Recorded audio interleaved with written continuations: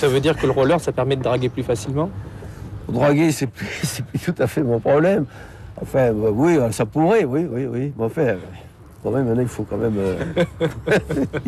mettre un bémol, hein.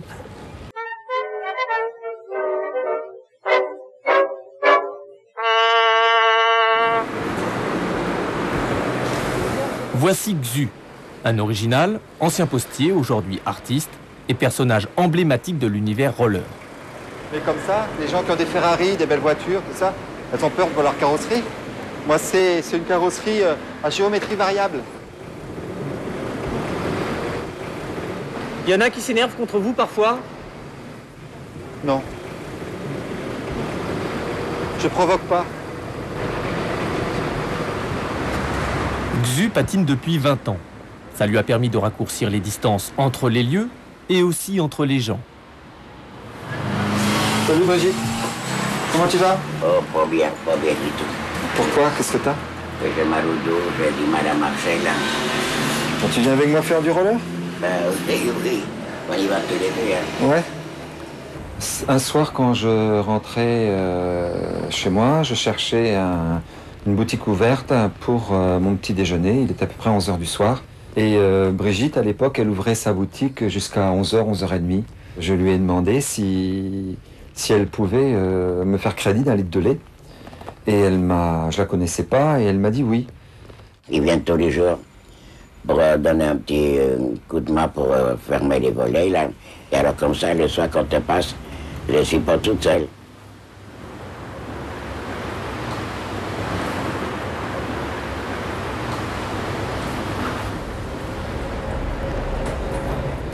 La révélation du roller, j'ai vu une affiche dans une boulangerie et c'était le premier Paris sur roulette.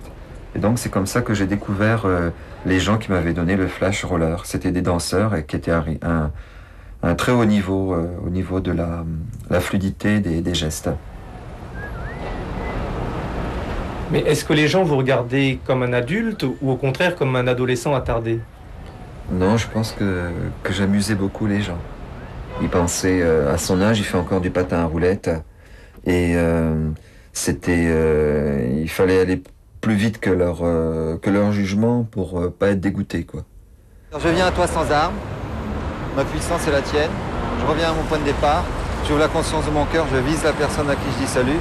Victoire pour le Dieu du Prince de la Paix et avec toi contre le diable. Le salut est atypique. La famille roller possède ses codes, son langage.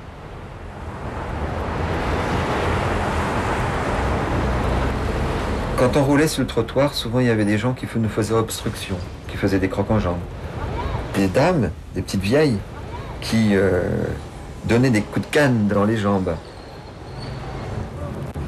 Maintenant, à notre époque, le roller s'est tellement démocratisé que plus on a l'impression que les gens rêvent, ont envie. Merci.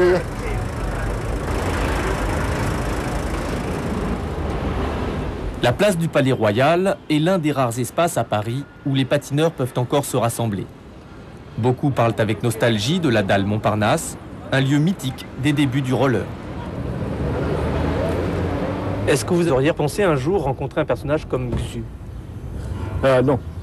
Non, là, affirmative, je n'aurais pas parlé avec lui.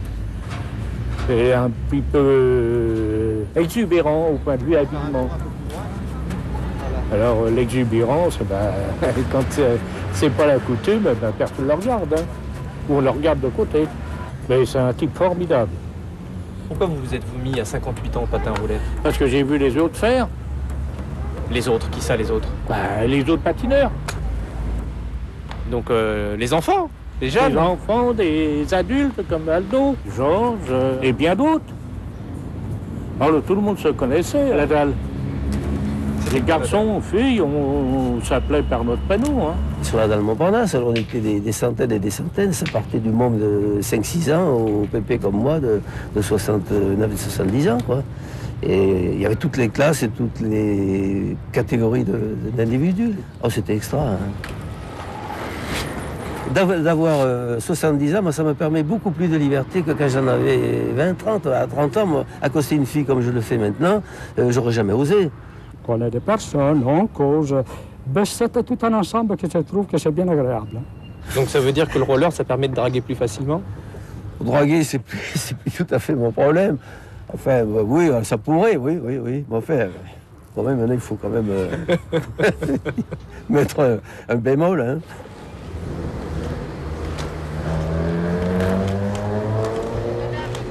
Traverse Paris en une demi-heure, c'est pas donné à tout le monde, mais bon, ça me permet d'avoir Paris dans la main, quoi. C'est la liberté.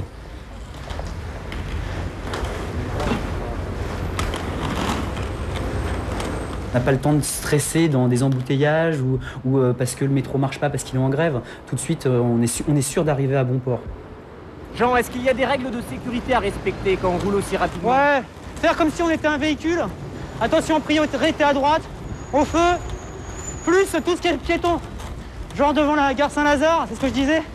Les piétons, ils sortent de la gare, ils sont pressés d'aller prendre le métro, ils regardent pas où ils vont, ils regardent pas les feux. Donc c'est anticiper la réaction du piéton, anticiper la réaction de l'automobiliste et tous les usagers du terrain, quoi. C'est pas ma piste, hein, c'est une piste à tout le monde. Est-ce qu'il faudrait des choses supplémentaires à Paris pour pouvoir rouler, hein? La seule chose supplémentaire qu'il faudrait, c'est que tous les gens respectent tout ce qui est signalisation. Les gens, ils sont pas contents quand je roule sur la route, mais je roule plus vite qu'eux et je suis 10 fois plus prudent qu'eux. Moi, j'ai pas de carton en patin. Les seuls cartons que j'ai eus, c'est des gens justement qui n'ont pas respecté un changement de direction, qui ont grillé un feu ou des choses comme ça. Donc si tout le monde faisait attention, tout le monde pourrait rouler tranquillement à Paris.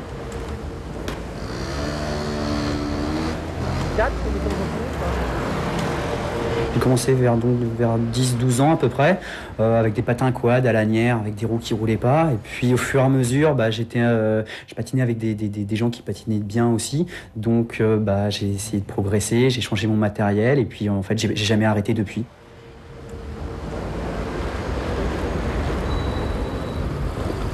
Le roller, ça m'a même amené au niveau professionnel à travailler. La première société avec laquelle j'ai travaillé, c'est par l'intermédiaire du roller en fait. Au cours d'un défilé de mode, on m'a demandé de faire un défilé en roller. Puis on m'a fait, mais qu'est-ce que tu fais dans la vie? T'es designer. Ça tombe bien, nous aussi on bosse avec des designers. Et puis c'est comme ça que j'ai enchaîné une grosse partie de ma carrière professionnelle. Ah! Je suis designer indépendant en fait. Donc je fais du design produit.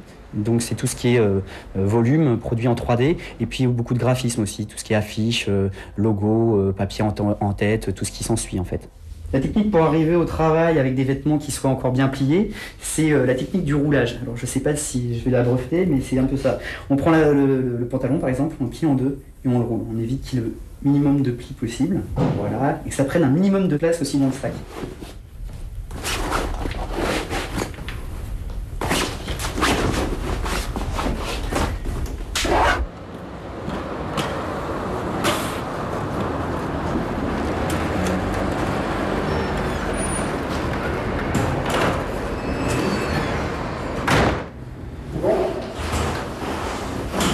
Je suis pas arrivé comme ça le premier jour en roller. Le premier jour, c'était costume cravate. C'est normal. On arrive dans un endroit, on ne sait pas si on peut le faire ou pas. Et puis au fur et à mesure, j'ai commencé à déchausser dans l'entrée. Après, je suis monté dans les étages avec les patins. Et puis maintenant, j'arrive en patin tranquillement. Il n'y a pas de problème. Même pour travailler, quand je suis un peu charrette, c'est les patins. Par contre, pour le prochain rendez-vous, là, je suis pas encore arrivé à ce stade-là, donc c'est encore costume cravate. Puis un jour, peut-être que je continuerai de la même manière. J'organise maintenant des randonnées le dimanche après-midi à partir de 15h. En fait, c'est pour éviter qu'il y ait un grand nombre de personnes. En fait, les gens ils s'inscrivent par boîte vocale. Donc, quand tu téléphones chez moi, il y a plusieurs boîtes vocales et tu me laisses ton prénom et numéro de téléphone. Et après, et moi, je donne un lieu de rendez-vous. Ce qui fait qu'après, ça me permet d'éviter qu'il y ait trop de monde. Au bout d'un moment, quand j'ai 25 personnes inscrites, hop, je change le message en disant les inscriptions sont closes. Ce qui fait que ça reste convivial.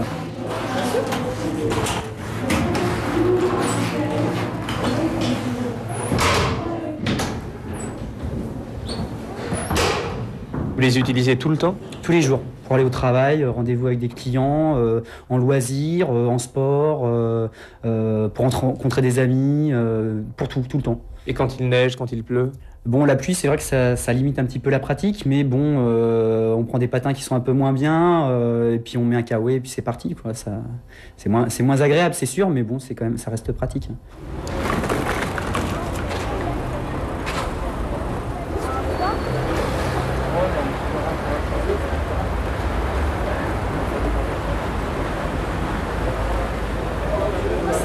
synchro, c'est clair. Ça fait plus d'adhérence, hein, c'est sûr, mais on va tellement plus vite que... Vanessa. Ça va.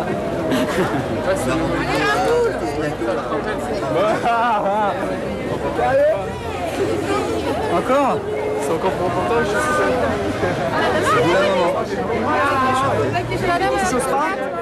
Il y a combien de personnes là? Ouais, je pense 2000, 3000 personnes, je pense.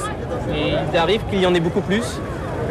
Oui, bah, ça dépend un peu du temps, ça dépend s'il y a un pont, ça dépend de pas mal de choses en fait. C'est quoi le maximum? Le dimanche comme ça, je pense qu'on a dû atteindre 4000 ou 5000 personnes cet été. Alors cette randonnée aujourd'hui, elle est assez particulière parce que il y a beaucoup de petits, beaucoup d'enfants, beaucoup de débutants et c'est la vocation première de la randonnée nomade d'être une randonnée familiale et très relaxe, beaucoup plus calme que celle du vendredi soir où on est à peu près 6000 le vendredi soir et là il faut avoir un haut niveau. Donc le vendredi soir, il ne faut pas que les débutants viennent. Par contre, c'est beaucoup plus convivial, familial le dimanche après-midi. Il existe à Paris 7 randonnées par semaine. D'autres grandes villes comme Lyon, Bordeaux, Marseille, Nantes et Rennes suivent le mouvement. C'est quoi votre plus beau souvenir? Au niveau de la ville, des gens qui m'arrêtent, des petits vieux qui m'arrêtent en me disant « Oh mais c'est super ce que vous faites, moi aussi quand j'étais jeune, je faisais du patin, mais ça coûte cher, comment on peut en faire, où est-ce qu'on peut en faire ?» Même des gens qui retrouvent qui aimeraient bien retrouver leur jeunesse là-dedans parce qu'ils voient que tout le monde en fait et puis ils se disent ouais bah pourquoi pas moi. Ça m'est arrivé quelques fois et je trouve que c'est génial. C'est génial. Faut venir, c'est bien.